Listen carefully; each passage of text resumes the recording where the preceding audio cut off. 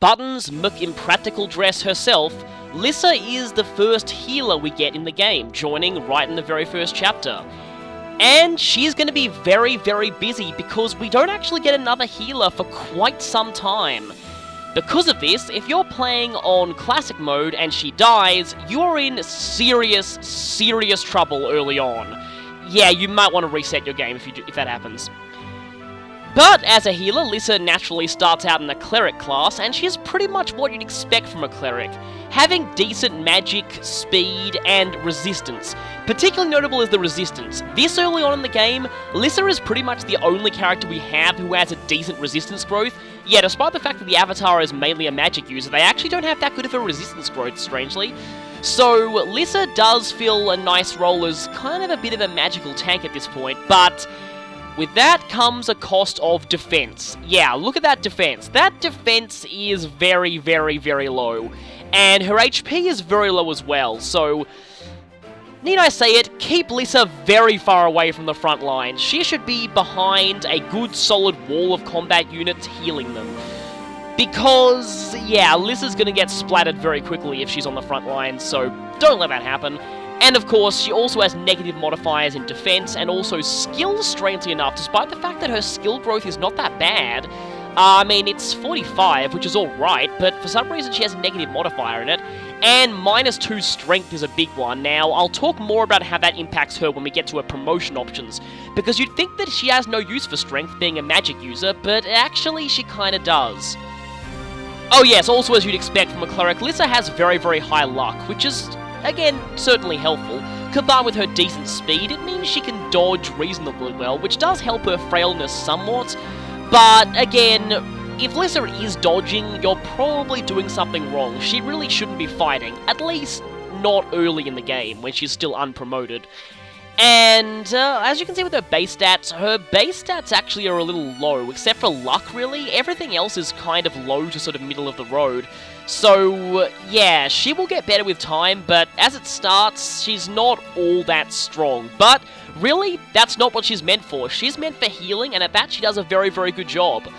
And, again, like I said, early on in the game, you will need to rely on her a lot, because we don't get another healer for quite a while. Speaking of the other healer that we'll be getting later, Lissa is, weirdly enough, this might sound strange, but Lissa is actually less fragile than that other healer we're going to be getting.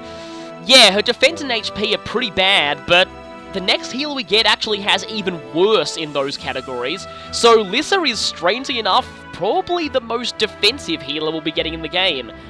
Again, that's not saying much since she is terrible at defense, but still. Anyway, that's pretty much all I want to talk about Lissa stat-wise. Now onto her class options. Lissa, of course, starts in the Cleric class, which can promote to either Sage or War Cleric. Either of which option you go for, she'll be able to actually attack, gaining an offensive weapon. Magic in the case of Sage, and axes in the case of... None with axes! Yeah, I had to mention that meme sometime. And speaking of which, as much as Lissa as a battle cleric kind of became a meme, you know, someone with her figure swinging around a giant axe, I really don't think that class is exactly best for her gameplay-wise. It does give her a bit of a boost in strength, but still, 40% strength growth is, compared to actual physical uses, it's not all that great. Remember how I said before that Crom's 60% strength growth was kind of just above average? Yeah, 40% is kind of low by that logic, so... yeah, Lissa's not exactly the best. Combined with her -1 defense and skill caps, and especially her -2 strength cap, Lissa is really not best suited to being a physical attacker. But the skills she gets out of the class aren't too bad. She gains Rally Luck, which gives a much bigger boost than most other rally skills, probably because Luck needs to have a bigger boost to actually be meaningful. And also Renewal. Renewal is actually quite a useful skill, although it's best on more tankier characters. Lissa doesn't really get the bigger benefit from it, but Renewal is essentially leftovers from Pokemon. It gives you a small amount of recovery every turn. Kinda helps, but Lissa's fragile enough that by the time it actually kicks in, it's probably too late. Speaking of which, I forgot to mention the skills that Lissa learns out of Cleric. She starts with Miracle, which for someone with her frailty is very, very helpful. And with her high luck stat, it'll be activating quite a lot of the time. Well, Honestly though, if Miracle is activating, again, you're doing something wrong and need to reconsider your strategy, because Miracle activates when your character is taking a lethal blow, a blow that would otherwise be lethal. Activating Miracle causes them to survive with 1 HP left. It is helpful in a pinch, or if you're being a massive troll in Street Pass battles, equipping Counter as well and taking a lethality, which Lissa can't do, so scratch that. But again, if you're getting Lissa into a situation where you need Miracle, you're doing something wrong. The other skill that she learns out of Cleric is vastly more useful, Heal Touch. This makes it so that she heals an extra 5 HP whenever she uses a healing staff. This is a very useful benefit. Sometimes 1 HP on a character can mean the difference between living and dying, so that extra 5 HP healed is really useful. Not only that, but every single one of Lissa's class options has a class that can use staves at some point in its line, so she'll pretty much always be able to get the benefit from this. And again, since Lissa's primarily a healer, having a skill that increases her healing power is definitely very, very useful. Now, Sage is the class I would recommend if you want to make Lissa more of a combat unit. Sage will increase her magic growth very slightly and also her speed a little bit, only at the cost of a tiny bit of resistance. It's definitely a good trade-off. And it'll give access to the Rally Magic skill, which, the thing about Lissa is, if you're looking here, you'll notice that Lissa learns a lot of rally skills. Lissa's actually a surprisingly good rally user, seeing as she learns Rally Magic, Luck, Resistance, Speed, and Movement. That's enough rally skills to put together a full set. That's not counting Rally Heart that she can get through DLC. And since Lissa is a support unit, not a main combat unit, her being a rally supporter is actually not a bad idea. For the turns you don't need her healing, you can activate those rally skills, and yeah, Lissa learns quite a lot of those, which can be very, very helpful. That's pretty much the last I'll say about the rally skills there. And then Tome Fair, which is decent if you want to attack with magic. It gives you a +5 bonus to magic whenever you're equipped with a tome. Basically, it effectively gives you a permanent 5 power boost on any magic you use, which is, again, useful if you're wanting to be a magical attacker. Now, Lissa's other class option is Troubadour, which promotes, interestingly, it actually overlaps with Cleric in that it can also promote to War Cleric. So Lissa actually only has 5 promoter options as opposed to 6. This is sort of annoying. Some characters have this. You sort of have to live with it. It's kind of irritating.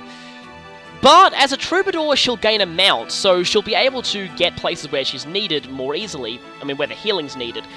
However, by the time we actually get to the point where we have second seals to reclass her, we'll actually be getting another character who starts out as a Troubadour, so the mounted healing duties are probably best left to them early on. But Lissa can pick up the Demoiselle, or I'm terrible at pronouncing French words, so forgive me if I pronounce that wrong, or as I like to call it, Secluded Lady, as it was known in the Japanese version.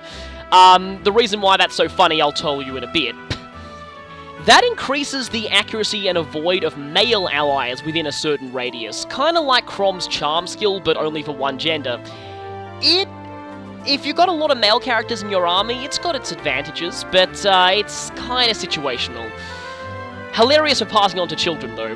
But the other promotion option there is Valkyrie, which has a rally skill, which I've already covered those.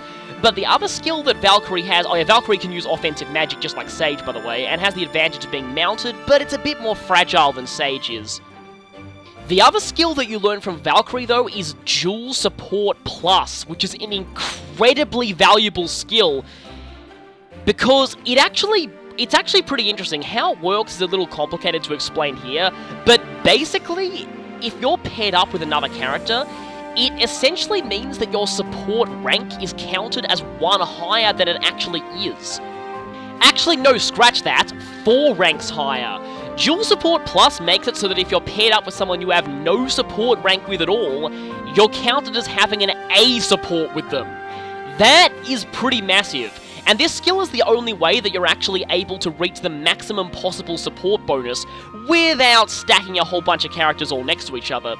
It's a very, very good skill, and definitely one of the best female exclusive skills in the game, and that's really saying something considering there are a lot of really good ones. And speaking of really good female exclusive skills, she gets a few of those from the Pegasus Knight class branch. Although I wouldn't exactly recommend promoting her to Pegasus Knight right away, because that'll mean that she has to give up healing and she'll only be able to attack physically, and like I said before, she's not that great at that. But if you can go straight to Dark Flyer or Falcon Knight, especially Falcon Knight. Falcon Knight means that she can actually heal.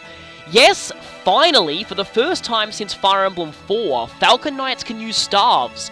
And Lissa is definitely one of the best staff-using Falcon Knights in the game, because she already starts as a staff-using class. So, not only that, but she'll gain the benefit of being able to fly and having the movement range of a mounted unit. You can get her healing wherever you need, and yeah, like I said, she's got one of the best magic growths out of any Falcon Knight in the game. Of course, to make up for that, she's going to be pretty terrible at actually attacking as a Falcon Knight, but that's not really the main reason you want her to be in that class anyway. She also learns Rally Speed from that, yet another rally skill, and Lance Fair, which kind of makes her lances do a little bit more damage, but still it's not going to really cover her terrible strength that much. She can also learn Relief from the normal Pegasus Knight class, the unpromoted version, which is kind of like Renewal, except it's a bigger heal, and it only works if there aren't any allies nearby. Which isn't so useful for a healer, because they need to be adjacent to allies to heal. Once Fortify Staffs are available, that shouldn't be such a problem, but you can actually combine that with Renewal to actually get a double heal every turn, so that's kind of useful. But again, Lissa's not exactly tanky enough to make full use of that combo. Dark Flyer is really the class that most people will want, though, from Lissa's Pegasus Knight branch, and that's because it has the much-coveted Gale Force skill. Now, there's a lot of controversy over Gale Force really is as ridiculously overpowered as people say, but regardless of all that, Gale Force is still a very, very good skill, and there is a definite reason why you want Lissa to learn this, especially if you're a min-maxer. Lissa's child, slight spoilers, Lissa's child is male. Because of this, they cannot learn Gale Force naturally. The only way they can have Gale Force is to have Lissa pass it down to them. And this is highly recommended, because Lissa's child will definitely benefit from Gale Force a lot. Let's just say that they don't really take after their mother all that much, as far as their battlefield role. So if you're a min-maxer, you definitely want to go for Gale Force there, because like I said, Lissa's child is male, and that is the only way they'll be able to learn that skill. Or, for hilarity, you could pass down Secluded Lady to them, which, yes, can be passed down to male characters, and yes, still gives bonuses to nearby male allies. Make of that what you will. Overall, really, Lissa's classes mainly specialize in making her a better healer, but she makes a pretty good rally supporter too. If you want to go offense with her though, you probably want to stick with magic, so Sage, Dark Flyer, or Valkyrie. As much of a meme as Nuns with Axes is, she's not really the best at that role. Now for voice actor trivia. Lissa is voiced by Kate Higgins, who is probably most famous for being the voice of Tails in the Sonic series from 2010 to 2013, and ironically enough, she actually probably did the best job of not sounding like a girl of any of Tails' voice actresses. I actually surprisingly quite liked her as Tails, and I'm kind of annoyed that she's not Tails anymore. She's also known for playing Sakura Haruno in Naruto in pretty much all of the characters' appearances. In the anime, in video games, Sakura is pretty much always voiced by Kate Higgins, so that's another one of her more famous roles. She also happens to be the announcer in Marvel vs. Capcom 3. The voice actress, I mean, not Sakura.